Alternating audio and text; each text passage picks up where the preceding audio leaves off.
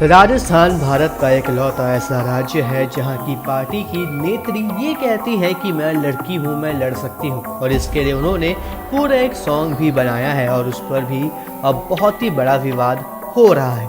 लेकिन बात हम उस विवाद की नहीं करेंगे, बल्कि बात करेंगे कि मैं लड़की हूं, मैं लड़ सकती हूं का नारा देने वाली नेत्री प्रियंका गांधी के दोगलापन इसलिए क्योंकि जब हाथरस और उन्नाव में कोई रेप केस होता है तो तुरंत प्रियंका गांधी के हाथ, पैर, कान, आँख सब खड़े हो जाते हैं। लेकिन जब राजस्थान में ऐसा कुछ होता है तो कुछ इस तरह का माहौल हो जाता है। मतलब कोई अता पता ही नहीं होता कि जो प्रियंका गांधी, राहुल गांधी और पूरी कांग्रेस की सेना हाथरस में जाने के लिए और वहां क्या सही हुआ है और क्या नहीं ये बताने के लिए किसी भी हद तक जा सकती है, वो अब अलवर केस में कहाँ है।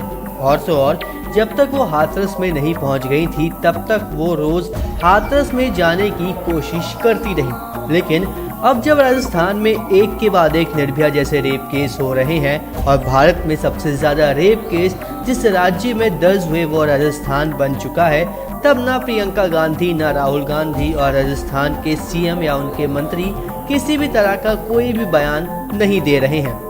वो ऐसी चुप्पी साध कर बैठ गए हैं जैसे कुछ हो ही नहीं रहा। लेकिन अगर अभी अलवर जैसी कोई घटना यूपी में हो जाती तो पूरी कांग्रेस पार्टी पीड़िता के घर अपना बोरिया बेसर बांध कर चल देती। और तो और हैरानी की बात तो यह है कि इन सब मुद्दों पर बीजेपी भी शांत बैठी है। जिस तरह कांग्रेस पार्टी और उनके नेता बीजेपी के राज्यों में ऐसे किसी केस के होने के बाद अपनी आवाज उठाते हैं, वैसा बीजेपी वालों ने कभी भी नहीं किया। जब से केंद्र में बीजेपी की सरकार आई है तब से तो ऐसा नहीं दिखाई दिया। साथ ही हम आपको बता दें कि अलवर में जिस बेटी के साथ ये हुआ है उसके लिए इंसाफ मांगने और ये पूछने जब कुछ महिलाएं और बच्चियां कलेक्टर के पास पहुंच जाती हैं तो वो कलेक्टर उन लड़कियों को ही धमकाने लगता है और ये कहता है कि अपने पापा का नंबर दो और तुम जाकर सिर्फ पढ़ाई करो और कुछ नहीं। आप कहाँ से आई बताओ? कौन सी क्लास में हो? अपनी आवाज उठाने। कोई बात नहीं। कहाँ से हो? कहाँ से हो? राज, क्या नाम है? मंजू। आपके नंबर दो और पापा जी के नंबर दो। आपके मोबाइल नंबर दो। 7742 50 37 0 35 है। पापा जी का नाम बताओ। तो आपके पापा जी से सुनीता बात करो तो आपकी बच्ची पढ़ने आई है या राजनीति कर रही है? क्या नाम है आपके पिताजी का? भरोसी जी का नंबर दो। हमारी एडीएम बात। अरे आप मेरी बात सुनिए, इन बच्चों को खाने मत दीजिए आप। पापा जी के नंबर दो। पापा जी से बात कर इसके करनी देर पापा जी से बात है नहीं कर इससे पापा जी से बात कर। स्कूल और स्कूल से हमारे बंदे कैसे आ रही है? कौन सी ग्रामीण स्कूल और कौन सी बच्ची बोल रही है उनके पापा से बात करता हूँ? आ जाओ भाई, कौन कौन सी तो आए उनकी बात तो नहीं करिए। उनकी बच्ची है। अरे आप उनकी तसल्ली रखिए, आप करिए, बात कीजिए, कोई गलत काम नहीं कर रहे हैं। बताइए और क्या समस्या?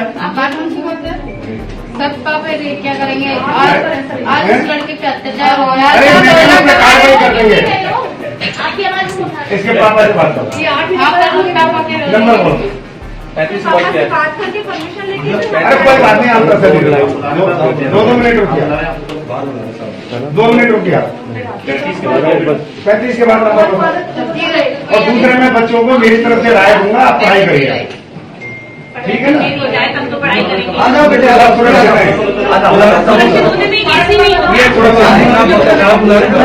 मतलब अलवर में निर्भया जैसा केस हो जाता है, 70 घंटों बाद कोई भी कार्यवाही नहीं होती और कलेक्टर के पास अगर इस बारे में कोई शिकायत दर्ज करवाने जाता है तो उल्टा उन्हीं पर चिल्लाकर उनकी आवाज़ को दबा देता है, क्योंकि ये बात तो वो कलेक्टर भी अच्छे से जानता है कि इस केस में कुछ भी नहीं होगा और जो आरोपी है वो ऐसे ही घूमते रहेंगे और ये केस बंद हो जाएगा। लेकिन जब ऐसा केस कहीं राजस्थान के बाहर होता है तो पूरा का पूरा कांग्रेस पार्टी का जमावड़ा इकट्ठा क्यों हो जाता है?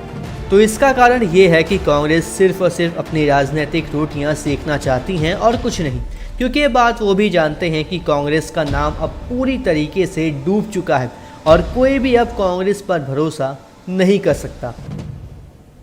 वहीं इस पूरे मुद्दे पर आप क्या सोचते हैं, कमेंट करके ज़रूर बताएं। इसी के साथ मैं ऋषिराज गुप्ता लेता हूं आपसे इजाज़त और जाते जाते आपसे बस इतना ही कहूँगा कि हमारे चैनल को सब्सक्राइब करके हमें अपना सपोर्ट दिखाएं।